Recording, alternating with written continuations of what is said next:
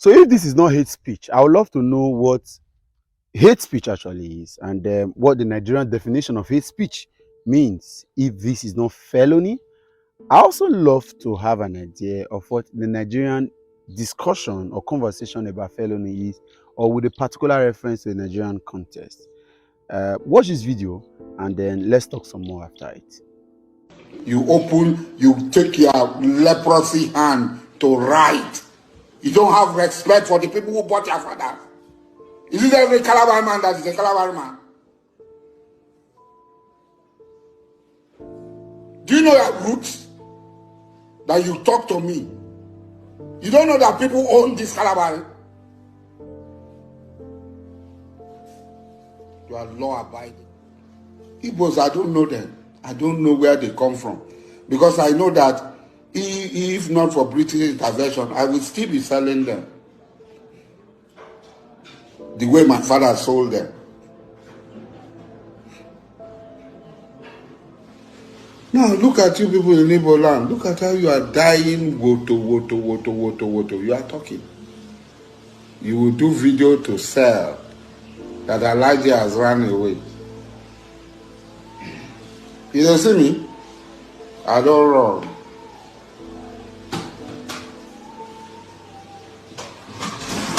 Hey, leave me alone. You don't see me? I don't run. On our head, no correct. On our head, no correct.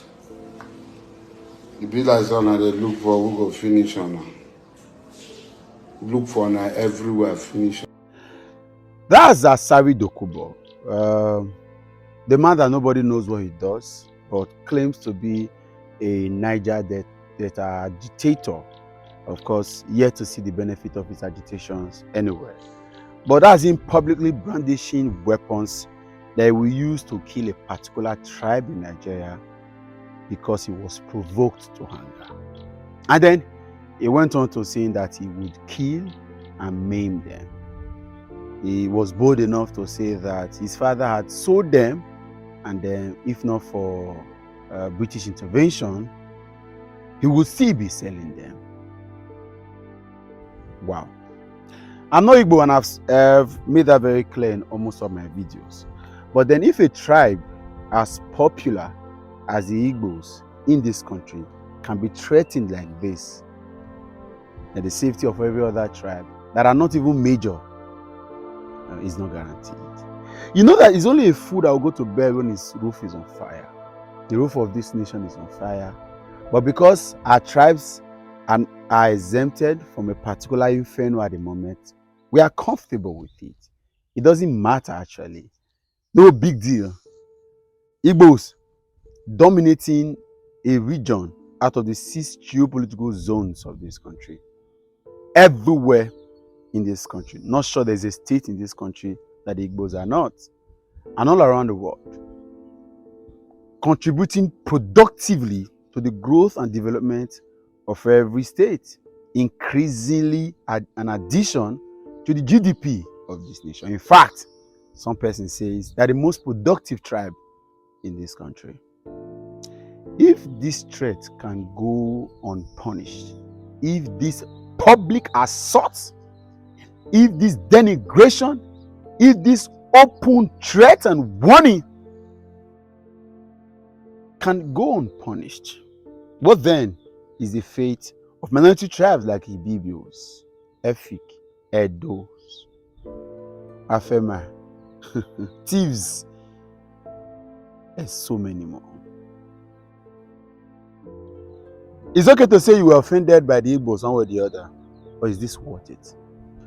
Why we think this is too much? We're hearing that destructions of buildings are allegedly earmarked for demolition because of failed quality tests is going on in Alaba market in Lagos.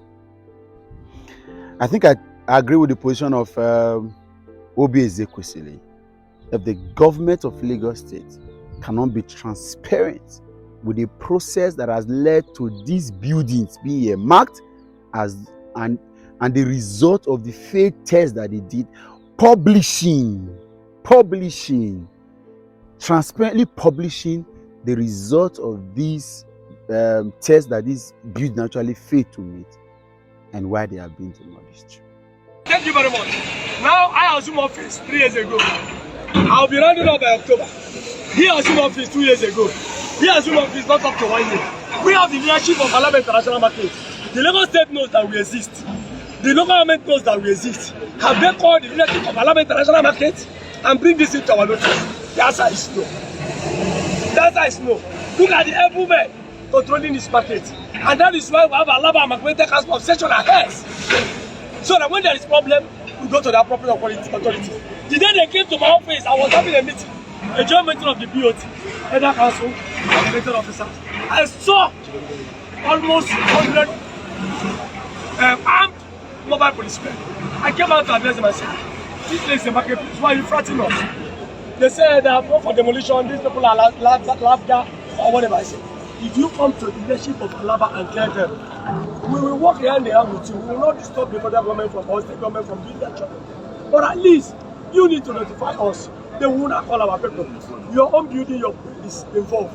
Your own is involved. How do you go about it? Is it about, bringing it down, putting it to standard, or acquiring the necessary documents that is required for you to acquire? Or do they want to reclaim the land and give it to so-called their business counterpart that came all the way from China like I had, that want to develop multi-purpose? No problem. With time, the world will know if actually what they came for is for the updated buildings, or they are giving this place for a foreigner to come and develop markets inside Alaba International Market. This scenario is very similar to how the Hutus and the Tutsis of Rwanda's civil war, the genocide that happened sometime in 1994. Someone is somewhere in his home threatening a particular tribe. Another government is deliberately creating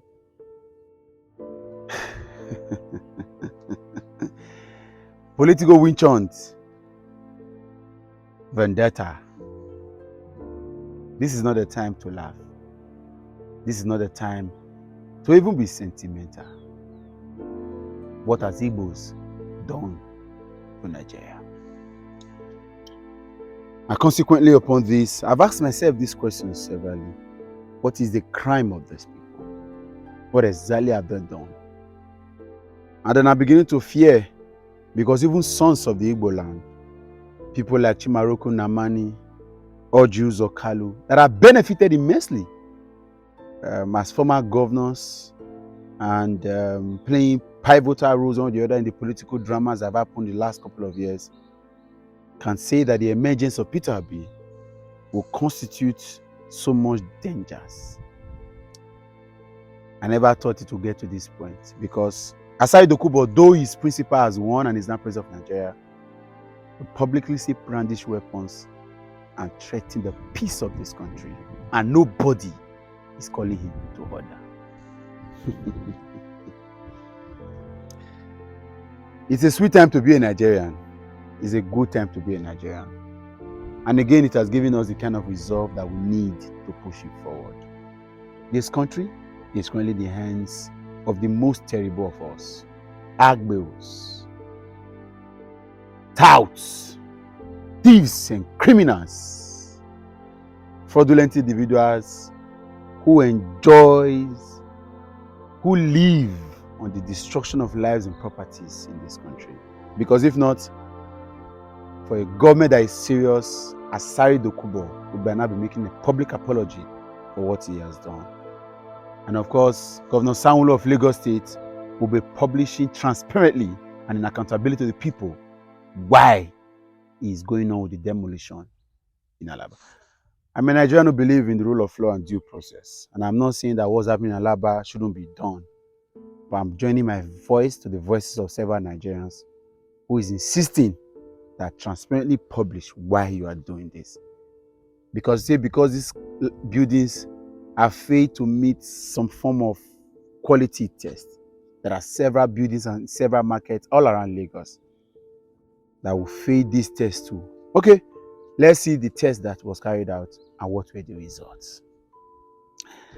A particular tribe is being threatened. The peace of this country is being threatened. Some persons are comfortable to design a master plan to humiliate, denigrate, embarrass, shame, fight, and destroy a tribe. And those of us in various capacities are saying it doesn't matter. This is the point where we would have required the voices of Professor Wole Soyinka, a Nobel Peace Prize winner, Nobel laureate, who has been given a trophy of being a peace ambassador to the peaceful coexistence of people in this world, especially in a country that it belongs. If we say it doesn't matter, then what really matters? Let this video go around to as many as possible. It's not a time to laugh. Nigeria, this is a challenge at hand. Goodbye.